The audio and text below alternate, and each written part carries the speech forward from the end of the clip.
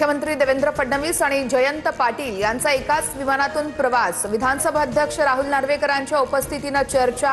तिन्ही नेत्यांचा मुंबई ते कोल्हापूर असा एकत्र प्रवास।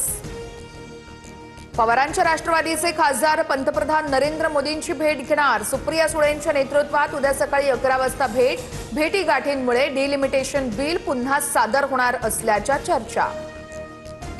मोदी शहांच्या दरबारात वारंवार कशासाठी? पवारांचे खासदार आणि मोदी भेटीवरून विजय वडेट्टीवारांचा सवाल। सगळे मवियातच, तुम्ही मनातील शंका दूर करा, राऊतांची स्पष्टोक्ती।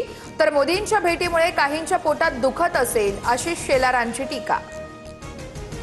राज ठाकरे यांच्याकडून मुंबई गोवा महामार्गाची पाहणी। माणगावहून स्वतः गाडी चालवत राज ठाकरेंकडून रस्ते कामाचा आढावा। कंत्राटदार आणि अधिकाऱ्यांना रस्ते कामावरून राज ठाकरेंनी सुनावलं।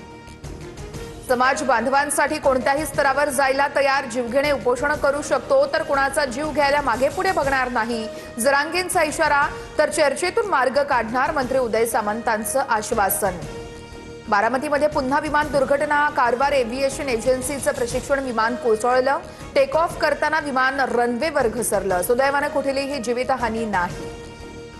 Nashik Pune semi high speed railway मार्गाचा वाद चिघळला। सत्यजित तांबेंच्या नेतृत्वात नाशिकच्या सिन्नरमध्ये आंदोलन, तर संगमनेर आणि पुण्यातही चक्काजाम आंदोलन। रेल्वे मार्ग हा संगमनेर मार्गेच झाला पाहिजे, आंदोलकांची मागणी।